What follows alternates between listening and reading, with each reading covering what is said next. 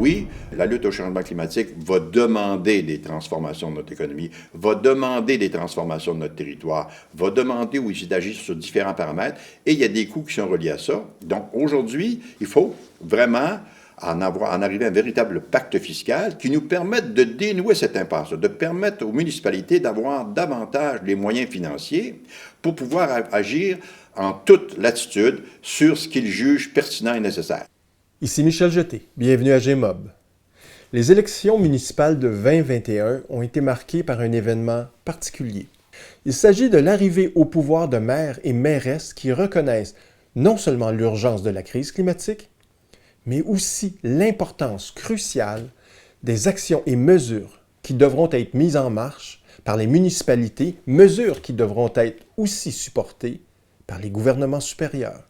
Issus en partie du mouvement Viraux Verts, ces nouveaux leaders semblent imposer maintenant au gouvernement de proximité une prise de conscience des impacts climatiques que subiront inévitablement leurs régions. Malheureusement, tout indique que la coalition Avenir Québec ne reconnaît pas l'ampleur de la crise.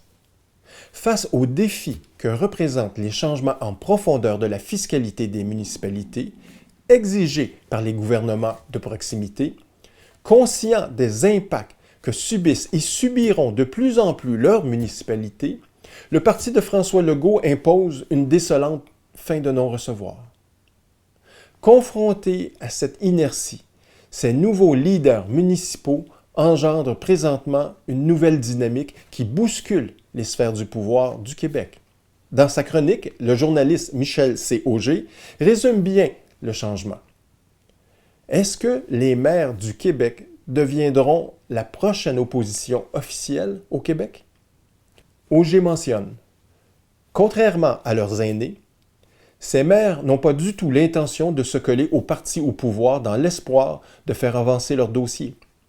En particulier en matière d'environnement et de réchauffement climatique, ils et elles estiment qu'ils et elles ont le droit de parler haut et fort, même si cela ne fait pas l'affaire du gouvernement en place. Rappelons ici que depuis 2018, une masse critique de maires et mairesses du Québec ont adopté la Déclaration universelle d'urgence climatique, la DUC, ainsi que le plan de la DUC. Malheureusement, en réponse à ces actions citoyennes et à la crise climatique, les plans des gouvernements du Québec et du Canada, qui sont apparus ces dernières années, nous mettent sur la voie d'une augmentation de plus de 3 degrés Celsius dans les prochaines décennies. La science et la Banque mondiale nous affirment qu'une telle augmentation est catastrophique pour toutes les nations, incluant la nôtre. Alors, pourquoi? Pourquoi cette classe de politiciens qui semblent reconnaître l'urgence climatique nous mettent sur une voie d'effondrement? Dans sa chronique, Auger cite « Le président de l'Union des municipalités du Québec, le maire de Gaspé, Daniel Côté, a bien résumé la situation en disant que les changements climatiques ne sont pas un enjeu parmi tant d'autres. C'est la priorité qui doit guider nos décisions. Toutes les municipalités sont solidaires sur cet enjeu d'importance. On y tient. C'est le défi numéro 1 de notre époque. La crise climatique commande qu'une qualité fondamentale soit au rendez-vous, le courage. Mais disons-le, l'univers politique du monde municipal, lui aussi, a des défis de cohérence à régler. Le plan de la DUC, issu de la Déclaration universelle d'urgence climatique, la DUC, nous rappelle l'importance de se préparer aux crises dans ces deux chantiers de résilience. À l'automne 2020, ce plan fut présenté à toutes les municipalités du Québec, autant celles qui ont endossé la Déclaration d'urgence climatique que les autres. 6 mois plus tard, la réponse de l'Union des municipalités du Québec fut des plus instructives. Bien que dans un premier temps, 22 municipalités aient endossé le plan de la DUC, l'Union des municipalités du Québec a décidé de fabriquer son propre plan, qu'elle nomma « Plateforme municipale pour le climat ». On ne pourrait que célébrer une telle initiative qui s'attaque à la crise climatique, mais le problème, c'est que cette plateforme n'est pas un plan pour lutter contre cette crise sans précédent. Alors, qu'est-ce qui ne va pas dans cette plateforme? Il est mentionné dans la section « Mots de la présidente », la crise climatique est réelle et nous en subissons les conséquences. peu importe l'endroit où nous vivons. Suzanne Roy, alors présidente de l'UMQ en 2021, avait parfaitement raison. Mais ce constat était complet. De par son amplification et la vitesse à laquelle elle se développe, vitesse qui prend même la communauté scientifique de court, la crise climatique s'est mutée en urgence climatique. Ceci est fondamental à comprendre et n'apparaît aucunement dans la plateforme de l'UMQ. Les mesures exceptionnelles qui doivent être mises en place doivent obéir à ce principe d'urgence. Sinon, des réponses mal adaptées, des vœux pieux, auront des conséquences plus que dramatiques pour les populations. Je tiens à insister sur ce point. Peu importe le palier de gouvernement, si celui-ci ne reconnaît pas l'urgence climatique ainsi que la nécessité d'activer des mesures de temps de crise, c'est qu'il fait toujours partie du problème. Problème que l'on nomme aussi inertie politique. La crise climatique exige des efforts, des transformations radicales de nos institutions, car nous devons tenir compte des risques climatiques les plus sérieux et non des plus faibles ou des plus rassurants, parce que nous sommes actuellement toujours sur la trajectoire des modèles climatiques les plus pessimistes. Et pourtant, la plateforme municipale pour le climat de l'UMQ semble nous signaler que nous sommes dans une transition normale, graduelle. Eh bien non. Le réchauffement planétaire global nous met sur des courbes exponentielles. Cela signifie que notre système climatique, les écosystèmes de toutes nos régions, sont de plus en plus instables.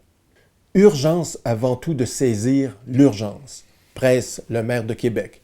Non pas dans le discours du gouvernement, mais dans sa capacité de poser des gestes concrets, vigoureux, de donner des moyens aux municipalités, a plaidé Bruno Marchand devant les médias. La réponse au changement climatique se fera en changeant nos façons de vivre, cite-t-il de scientifiques. Pour ce faire, les villes ont le mandat de s'adapter, mais soyons clairs. Sans une nouvelle alliance avec les gouvernements supérieurs, jamais les municipalités ne pourront assurer la sécurité de leur population et leur environnement face aux chocs colossaux qui sont en marche. Jamais.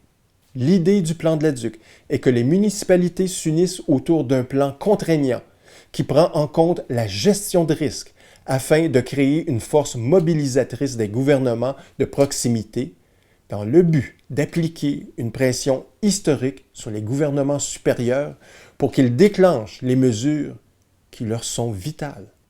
Nos leaders doivent comprendre que nous devons protéger nos populations et non des champs d'activité économique qui tentent de maintenir en vie une économie à l'agonie qui détruit en ce moment même les fondations du vivant.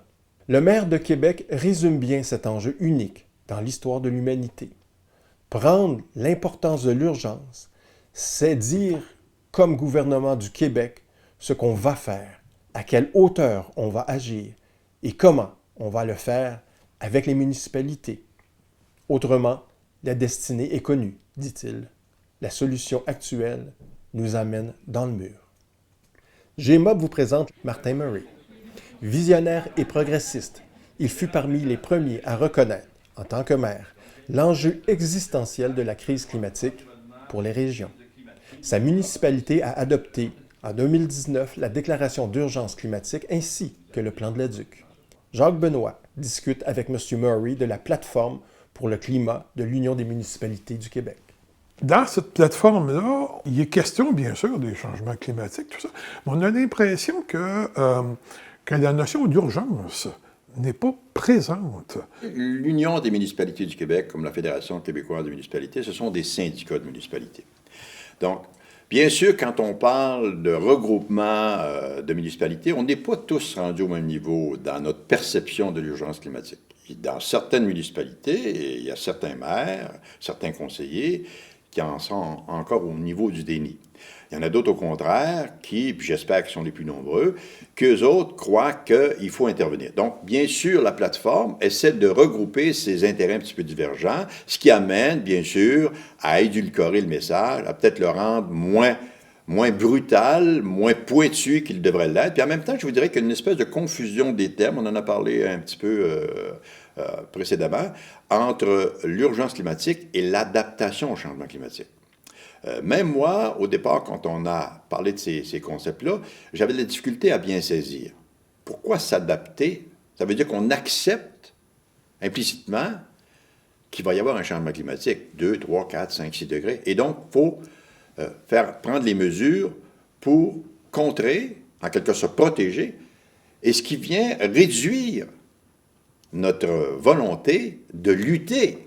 Donc, de dire, le problème, il vient de nous. Donc, on peut-tu agir plutôt que de dire, on va encore repousser, on va comme finalement pelleter en avant. Voyez-vous, on est là-dedans, là. Et c'est pour moi, la lutte au changement climatique, ça devrait être ce qu'on appelle un élément, un mot qui est englobant. La lutte veut dire, je prends des mesures pour réduire, et en même temps, je prends des mesures pour m'adapter, étant donné qu'on vit déjà des phénomènes qui sont liés à l'augmentation de la température. Et c'est vrai, on en parlait au niveau des espèces envahissantes, et puis en même temps, on le voit, la densification des municipalités, la destruction de nos milieux naturels, bien, crée des milieux propices justement pour ce qu'on connaît actuellement avec la pandémie de COVID-19, où on remet en question le modèle de développement qui a été à la source d'une propagation d'un virus qui nous atteint, puis on ne sait pas quand on va pouvoir ça. Et ça, c'est le premier, là. C'est un prélude de ce qui pourrait probablement survenir au cours des prochaines années avec un réchauffement. Puis quand les gens, on parle, et ça, c'est peut-être pas mauvais de le signaler, quand on parle de 1,5 degré, de 2 degrés à l'échelle planétaire, au Québec, ça veut dire 4 à 6 degrés. Et ça, les gens l'ignorent. Donc, plus on s'en va vers le nord, plus les changements sont majeurs, plus l'impact va être considérable. Donc, ce qu'on connaît comme environnement, à terme, risque d'être totalement différent. La production agricole, la pluviométrie, les barrages, même on vend de l'électricité, c'est quoi l'impact dans le futur par rapport à notre capacité au niveau hydroélectrique de faire face justement à ces variabilités extrêmes? Et c'est un phénomène qui est très complexe, et c'est sûr que chacun doit comprendre que le maître mot, c'est vraiment la lutte. J'imagine que ça vous a aussi déçu de la campagne électorale fédérale qui s'est terminée il n'y a pas longtemps. On ne peut pas dire que la question de la notion d'urgence climatique et de bouleversement climatique a été vraiment présente auprès des partis politiques qui se présentaient, et même dans leur plateforme. Il n'y avait rien. Pourquoi les partis politiques fédéraux n'ont pas amené ça? Ce n'est pas un élément déterminant encore au niveau du vote des individus quant au choix d'un parti plutôt que d'un autre. C'est dommage, c'est extrêmement malheureux parce qu'on ne converge pas. On parle d'urgence climatique, puis il y a aussi une espèce de confusion là, entre urgence climatique et adaptation au changement climatique. Donc la solution technique et technologique est souvent mise de l'avant pour dire aux citoyens, ne vous inquiétez pas, on ne brusquera rien, on ne vous demandera pas de changer vos habitudes, parce qu'on a des solutions techniques qui s'en viennent. Alors que pour moi, ce n'est pas du tout le cas. Chacun d'entre nous, on a une responsabilité individuelle importante. Et même si les gens disent, bien, vous savez, moi, là, peu importe ce que je vais faire, ça va avoir un impact minime. Ben non, ben non. Donc, chacun d'entre nous, je reviens, on a une capacité d'intervenir à notre niveau, de regarder ce que l'on fait et de changer nos habitudes de vie. Ça veut dire, entre autres, l'élément premier, la réduction d'une consommation qui, pour moi, m'apparaît abusive actuellement et qui ne sert personne. Les municipalités peuvent être un niveau d'intervention qui permet, à la fois à travers un processus démocratique, de faire cette sensibilisation sur le terrain, au niveau de l'urgence climatique, au niveau de la consommation, des habitudes de vie qui créent ces problèmes-là. Ça doit aller dans ce sens-là. C'est-à-dire que pour moi, ce qui est important, c'est qu'il faut que les citoyens soient interpellés collectivement. Parce qu'on est des petites communautés. Vous savez, Saint-Bruno, c'est une ville de 27 000 habitants. Donc, c'est des petites communautés qui sont accessibles pour ce qu'on pourrait appeler une démocratie participative. Il faut absolument qu'on trouve le moyen d'interpeller les citoyens, que les citoyens s'interpellent eux-mêmes, interpellent leur conseil municipal, pour qu'éventuellement, ensemble, d'un point de vue pédagogique, on partage évidemment des inquiétudes, on partage aussi des défis, et qu'ensemble, on les relève. Puis je vais vous donner un exemple très précis. On décide d'installer des équipements des équipements collectifs autour du centre-ville pour regrouper. Bien, le premier réflexe des citoyens, mais j'aurais pas suffisamment de cases de stationnement. Ben voyons, est-ce que vous pouvez marcher 300 mètres, 500 mètres? Est-ce qu'on peut adapter notre transport collectif pour faire en sorte que les gens convergent vers le centre-ville? Est-ce qu'on peut créer des contraintes pour éviter justement que les citoyens utilisent leur automobile pour n'importe quoi? Et moi, je vous dirais, même plus loin que ça, il y a des citoyens qui, pour eux autres, ne pas pouvoir se stationner devant le commerce, puis s'ils pouvaient s'installer, aller à l'intérieur du commerce avec leur auto, puis je caricature à peine, ils seraient satisfaits. Donc, ça va demander, et c'est simplement pour expliquer que ça va demander des efforts. Mais ces efforts-là ne sont pas nuisibles, ne porteront pas atteinte à votre santé, même mentale. Au contraire, ça va vous libérer probablement de certaines contraintes que vous vous imposez vous-même. On entend souvent l'expression pour qualifier les municipalités, des gouvernements de proximité. C'est une notion qu'on peut vraiment dire, oui, elle est réelle, elle est concrète, elle s'applique vraiment dans le sens de ce qu'elle devrait être, gouvernement de proximité, ou si c'est quelque chose qui est un peu galvaudé, ou est-ce une réalité? Les municipalités sont toujours, qu'on le veuille, qu'on ne le veuille pas, peut-être ça va écorcher les oreilles de certains, des créatures du gouvernement du Québec. Donc, le gouvernement du Québec peut décider aujourd'hui de changer les règles du jeu et nous n'avons pas la possibilité de nous objecter, sinon collectivement, peut-être aller faire une manifestation devant l'Assemblée nationale.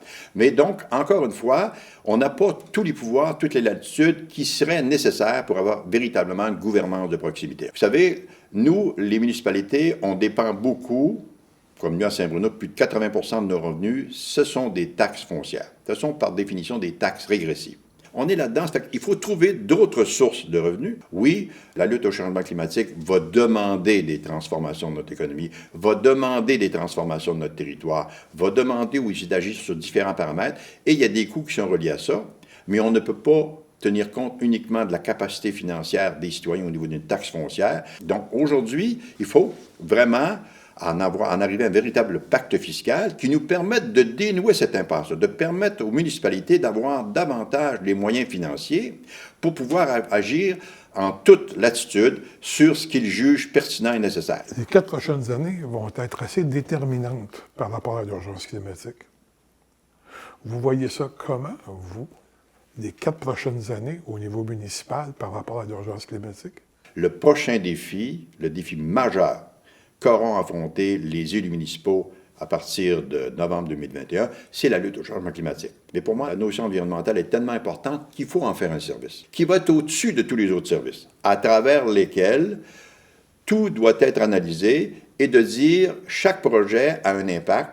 On doit viser la carbone neutralité dans tous les projets. Et là, même au niveau urbanistique, je vois la tendance actuellement à Saint-Bruno, on le voit dans tous nos PIA, les immenses maisons. Les gens achètent des terrains à Saint-Bruno, démolissent ou agrandissent les maisons de façon qui m'appelle que je trouve ça complètement antinomique. Mais on n'a aucun élément qui nous permette de dire à la personne, est-ce que tu as besoin d'avoir une maison de 8000 pieds carrés, 14 chambres de bain? Est-ce que c'est nécessaire? Et si jamais tu décides d'aller dans cette direction-là, est-ce qu'il y a moyen d'exercer une contrainte, bonus, malus, au niveau fiscal, pour lui dire, ben, tu vas compenser pour ce que tu contribues à augmenter, donc à rendre le défi de la lutte au changement climatique encore plus éloigné de son atteinte. Et c'est pas empêcher les gens d'être heureux, au contraire. Je pense que la consommation que l'on vit actuellement, c'est un signe aussi de mal-être. Les gens essaient, à travers cette consommation-là, de combler un manque, parce que peut-être qu'il y a quelque chose qui, au niveau de leur communauté, de ce qu'on leur donne comme au niveau de leur qualité de vie, il y a quelque chose là qu'il faut explorer. Donc, il y a un aspect psychologique au niveau collectif qu'il faut regarder et dire aux gens, c'est pas en réduisant notre consommation qu'on réduit notre bonheur. Au contraire, peut-être qu'on se libère de contraintes qu'on s'impose nous-mêmes.